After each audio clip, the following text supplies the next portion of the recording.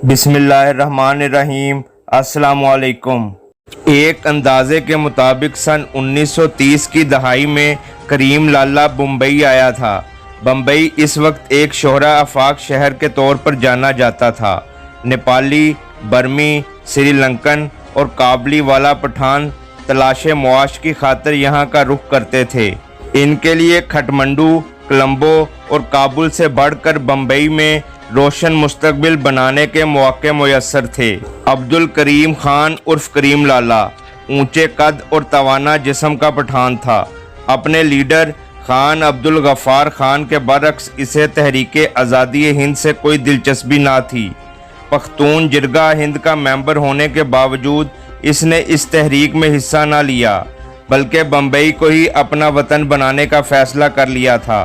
करीम लाला दीगर लोगों की तरह अपने शहर पेशावर से रोज़गार की तलाश में बम्बई आया था। इसने ग्रांट रोड स्टेशन के करीब बेड़ा गली में एक मकान किराए पर लिया। तालीम और हुनर से नाआशना करीम लाला ने अपना कारोबार शुरू करने की ठान ली।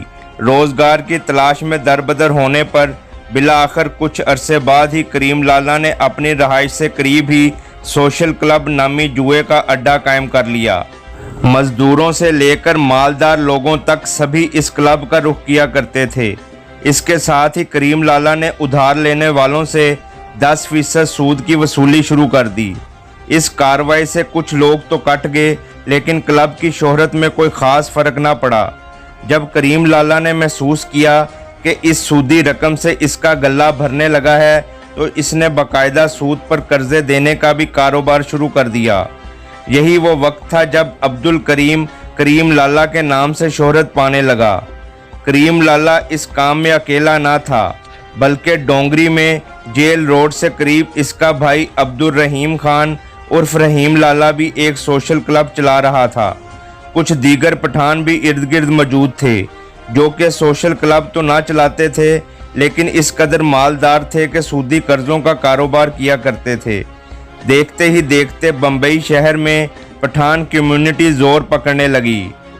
वक्त गुजरने के साथ साथ करीम लाला का सोशल क्लब जराइम के अड्डे की शक्ल इख्तियार करता चला गया। पुरतशद्दुद कार्रवाइयाँ, छीना झपटी और मारपीट अब रोज़ का मामूल थी। इन कार्रवाइयों की वजह से करीम लाला का वास्ता पुलिस वालों और क्राइम ब्रांच के अहलकारों से भी पड़ता रहता था, लेकिन करीम लाला ने कानूनी कार्रवाइयों से बचने के लिए इन अहलकारों का मुंह रिश्वत से भरना शुरू कर दिया। इस तरह इसकी कुव्वत और दौलत में इजाफा होता चला गया। अब चंद लोग इसे करीम दादा के नाम से पुकारने लगे थे। अपने कबायली कल्चर की पासदारी करते हुए इर्द गिर्द के पठानों ने करीम लाला को अपना सरदार मानना शुरू कर दिया। करीम लाला भी मुश्किल वक्त में इनके काम आने लगा था। जल्द ही जनूबी बम्बई में करीम लाला का नाम घर घर गूंजने लगा। किसी को कोई मसला हल करवाना है या खोली खाली करवानी हो, तो करीम लाला के नाम का सिक्का चलता था।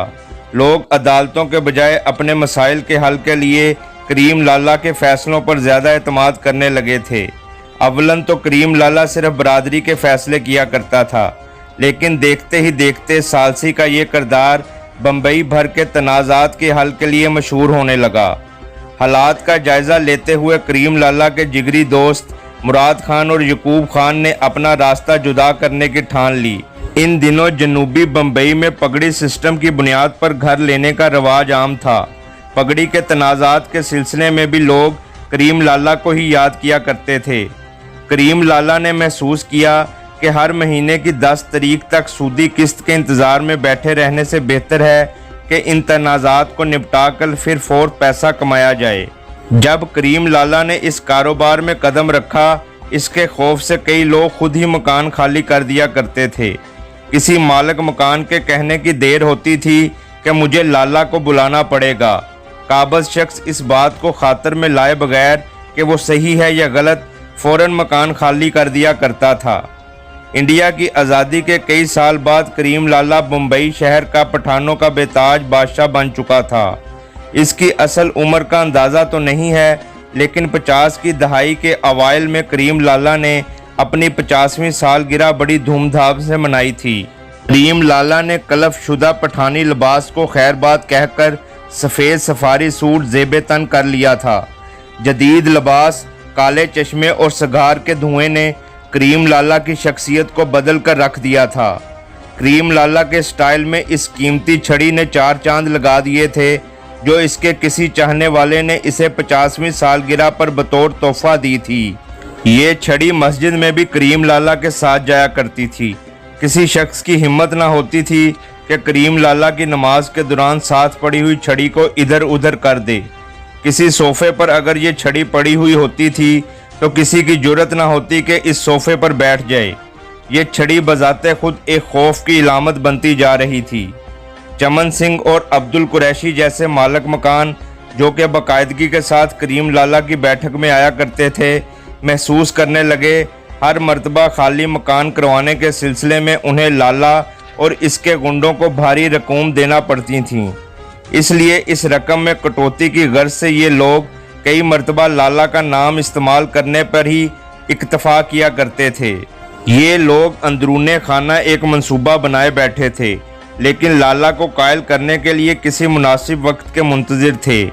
जिस दौरान लाला CID और पुलिस वालों के हाथों मुश्किल वक्त से गुजर रहा था, उन्होंने लाला को मशवरा दिया कि मकानात खाली करवाने के लिए वो बजाते खुद मौक़ों पर ना जाया करें और ना ही अपने बंदे जुमे के जुमे भेजा करें। इस पर लाला ने कहा, फिर मकान कौन खाली कराएगा? जवाबन उन्होंने कहा कि हमारी खोपड़ी में ऐसा मंसूबा है जिससे लाठी भी नहीं टूटेगी और सांप भी मर जाएगा।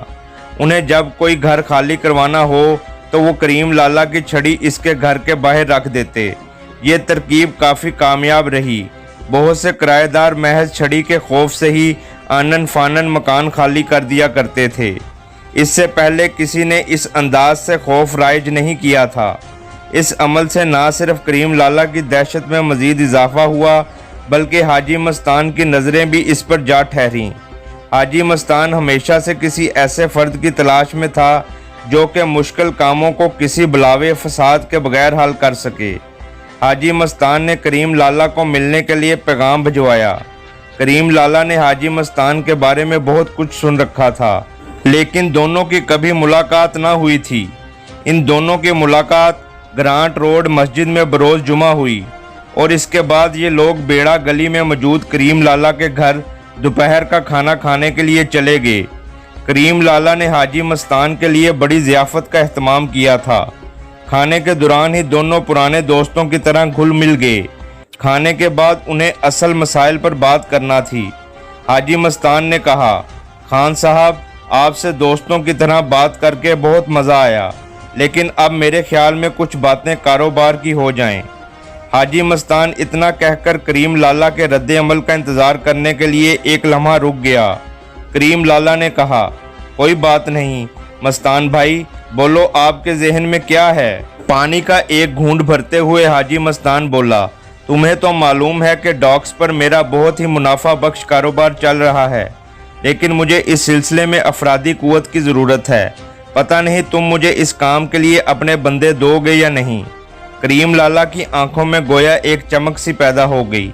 करीम लाला ने कहा, हम आपके दोस्त हैं मस्तान भाई, आप बताओ हमारे बंदों को करना क्या होगा? हाजी मस्तान ने कहा, कोई ख़तरनाक काम नहीं। बम्बई डॉक्स पर मेरा बहुत माल आता है। उन्हें इस माल को तेज़ी के साथ उतरवा कर स्टोरों और वेयर हाउसों में पहुंचाना होगा और फिर इसके बाद वो माल वहां से बाहर निकाला जाएगा। तुम्हारे बंदे हमारे बंदों की हिफाजत पर मामूर होंगे, यहाँ तक कि माल को वहां से निकाल कर बेच दिया जाए। बस। हाजी मस्तान ने इस अंदाज से अपना मुद्दा बयान किया कि करीम लाला को इस काम में किसी किस्म का ख़तरा महसूस ना हो। करीम लाला पीछे की जानिब झुका और अपने पेट पर हाथ रखकर गहरी सोच में हाजी मस्तान की पेशकश पर गौर करने लगा और फिर बोला, अच्छा तो इस काम में कोई लड़ाई झगड़ा भी होगा? हाजी मस्तान मुस्कुराया। इसे अंदाज़ा था कि करीम लाला कुछ परेशान था। हाजी मस्तान ने कहा, लाला, अगर तुम्हारे लोग उधर होगा तो गम किस बात का, और वैसे भी झगड़े वगड़े का कोई चक्कर नहीं है। करीम लाला ने कहा, तो फिर ठीक है, मगर मस्तान भाई हमको इस काम का क्या फ़ायदा होगा? मस्तान ने कहा, खान साहब, इस सिलसिले में कोई पक्का वादा नहीं किया जा सकता। हमारे हिस्से का इन्हिसार इस माल की मालियत पर होगा, जिसे तुम्हारे बंदे वहां से निकलवाएंगे, तो हम माल की बुनियाद पर अपने हिस्से क्यों ना मुकर्रर कर लें। हाजी मस्तान को अंदाज़ा था कि ये ऑफ़र करीम लाला को सोच में डाल देगी, लेकिन बिला आखिर इसे मानना ही पड़ेगा। कुछ देर के लिए ज़रा सन्नाटा सा छा गया और हाजी मस्तान गहरी सोच में गर्क इस शख्स को मुसलसल देखता रहा। बिला आखिर करीम लाला ने एक गहरी सांस ली और हाजी मस्तान की तरफ हाथ बढ़ा दिया। दोनों ने बड़े पुरतपाक अंदाज से हाथ मिलाया। ये बम्बई अंडरवर्ल्ड में बहुत ही ख़तरनाक डील हुई थी। इस डील में जहन हाजी मस्तान का था और बाजू करीम लाला के थे। बाद अज़ा करीम लाला ने इस वसी गिरोह में बड़ी तेज़ी से अपना मुकाम बनाया। ये नया इत्तेहाद पुलिस वालों के लिए बहुत ही परेशान कुन था। एक जानिब एक मजा हुआ स्मगलर और दूसरी जानिब बेरहम इंसान की ताकत थी। गो के हाजी मस्तान के सियासी ताल्लुकात इस कदर मजबूत थे कि एजेंसियां इसे तंग न कर सकती थीं, लेकिन हाजी मस्तान करीम लाला के बाजुओं को भी आजमाना चाहता था। इंतहाई एहतियात के साथ पुलिस ने करीम लाला और इसके भाई रहीम लाला के जुए के अड्डों पर छापे मारे। इनके होटल मैनेजर को गिरफ्तार करके इनसे सख्त तफ्तीश की गई। बेड़ा गली में पुलिस वालों के चक्कर दिन रात बढ़ने लगे। बिला आखिर रिश्वत ने अपना रंग दिखाया और ये तूफान थमने लगा। कभी कभार करीम लाला को भी CID ऑफिस तलब किया जाता था। कभी कभी करीम लाला को पुलिस डिप्टी कमिश्नर हजूर अहमद खान के सामने पेश करने की धमकी भी दी जाती, लेकिन जब करीम लाला के हाथ जेबों में जाते तो पुलिस वालों का रवैया बदल जाता, गोया कि वो चंदा लेने आए हों। इन पुलिस वालों में से सिर्फ एक ही अहलकार था जिसकी करीम लाला बहुत इज्जत किया करता था। इसका नाम था हवलदार इब्राहिम कास्कर। ना तो इब्राहिम ने कभी रिश्वत ली थी और ना ही कभी करीम लाला के सामने झुका था, बल्कि महज एक कांस्टेबल होने के बावजूद भी इब्राहिम इसे सख्ती से डांट दिया करता था। ये दोनों एक दूसरे को अरसा दराज से जानते थे। इब्राहिम की शदीद ख्वाहिश थी कि करीम लाला अपने जुए के अड्डे और सूद का कारोबार बंद कर दे, क्योंकि दोनों काम इस्लाम की रूह से हराम थे। करीम लाला कभी कभी इतने बड़े डॉन के सामने इब्राहिम की जुर्रत पर हैरान भी हुआ करता था। इब्राहिम एक गरीब इंसान था, लेकिन महज 75 रुपये माहाना की तनख्वाह वसूल करने के बावजूद इसने कभी रिश्वत का रास्ता ना अपनाया था। करीम लाला ने सारी ज़िंदगी कभी किसी की इज्जत नहीं की थी जितना ही इब्राहिम की करता था। इसकी नज़र में इब्राहिम एक अजीम इंसान था। करीम लाला इब्राहिम से तकरीबन 10 साल बड़ा होने के बावजूद इसे इब्राहिम भाई कहकर पुकारता था, लेकिन किसी को भी मालूम नहीं था कि इस ईमानदार इब्राहिम कास्कर का बेटा दाऊद इब्राहिम एक दिन अंडरवर्ल्ड का बेताज बादशाह बनेगा। जारी है।